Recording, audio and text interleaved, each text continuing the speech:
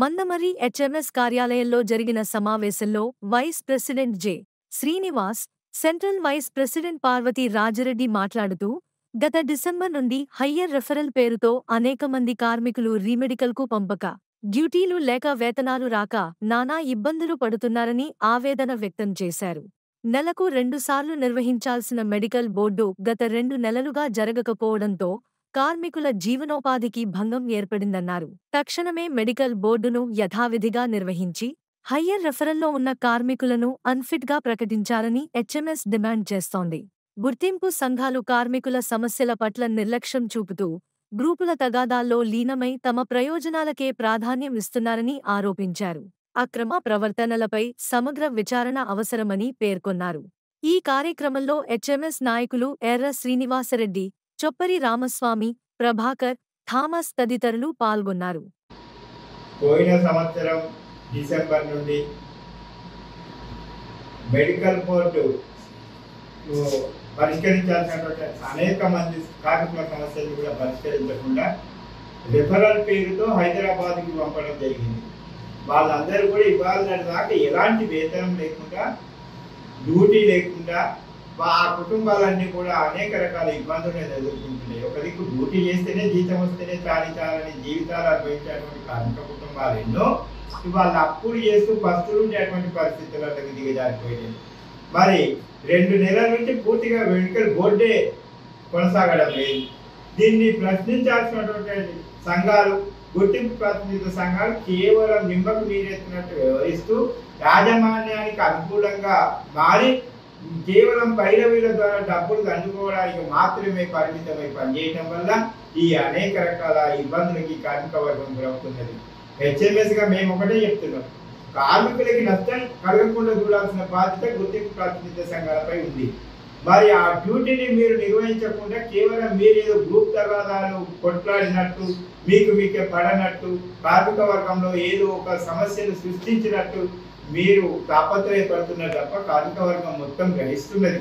ఎవరు ఏం చేస్తున్నారు, ఈ కార్మిక వర్గ హక్కుల కోసం ఎవరు తాపత్రయపడుతున్నారు, మీ తాపత్రయం అంతా దేనికోసము కొనసాగుతుంది అనేది కార్మిక వర్గం మొత్తం గ్రహిస్తున్నారు. హెచ్ఎంఎస్గా మేము ఒకటే డిమాండ్ చేస్తున్నాం, వెంటనే మెడికల్ బోర్డుని పునఃప్రారంభించాలి.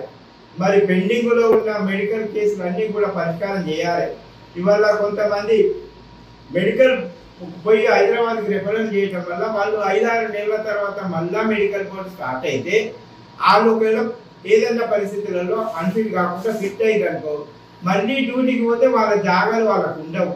మళ్ళీ వాళ్ళు ఎక్కడనో అందరికంటే జూనియర్ల కాడ పనిచేయాల్సినటువంటి పరిస్థితులు ఏర్పడతాయి.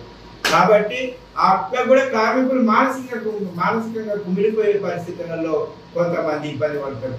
కాబట్టి ఇవన్నీ ఉండకుండా ఉండాలంటే మెడికల్ బోర్డును వెంటనే పరిష్కరించాలి, మెడికల్ బోర్డును నడపాలి. పెండింగ్లో ఉన్న కార్మికులందరినీ కూడా అన్ఫిట్ చేసి వాళ్ళ జీవితాలను ఇంకా దుర్భరంగా మార్చకుండా యాజమాన్యం ప్రయత్నం చేయాలి.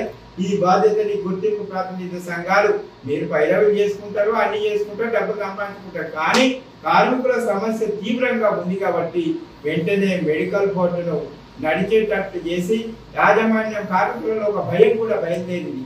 మెడికల్ బోర్డు వెంటనే నిలిపేసి ఉద్యోగాలు రాకుండా చేస్తారేమో అని ఆ కుటుంబాలన్నీ కూడా తపన పడుతున్నాయి, మనోవేదన గురవుతున్నాయి. ఈ పరిస్థితి నుంచి కార్మిక కుటుంబాన్ని రక్షించాల్సిన బాధ్యత, వాళ్ళకి మనోధైర్యాన్ని ఇవ్వాల్సిన బాధ్యత కూడా కార్మిక సంఘాలపై ఉంది. హెచ్ఎంఎస్గా ఒకటే డిమాండ్ చేస్తున్నాం, మెడికల్ బోర్డు యథావిధిగా నడపాలి. ప్రతి మెడికల్లో ఎవరైతే ఇబ్బందులు ఉన్న కార్మికులు అందరినీ కూడా లంచాలకు ప్రలోభాలకు లొంగకుండా నిజమైన రోగస్తులని తప్పకుండా అన్ఫిట్ చేయాల్సినటువంటి అవసరం ఉంది. కేవలం కోట్లాది రూపాయల చేతులు మారి మెడికల్ బోర్డు అంటే అది ఒక అవినీతి బోర్డు అనే రీతిలో సిగరెట్లో కొనసాగుతున్నటువంటి ఈ సమాచారాన్ని ఇప్పుడు సిబిఐ ఎంక్వైరీలు అంటున్నారు కదా. ఈ సిబిఐ ఎంక్వైరీల ద్వారా మన కొత్తగూడెంలో ఆడు ఎంత ఫ్రాడ్ చేసిందో ఇవాళ విచక్షణ రహితంగా సిబిఐ ద్వారా ఎంక్వైరీ చేసిన అన్నారు. మళ్ళీ దాన్ని కూడా మూసేసినట్టే కనబడుతున్నది.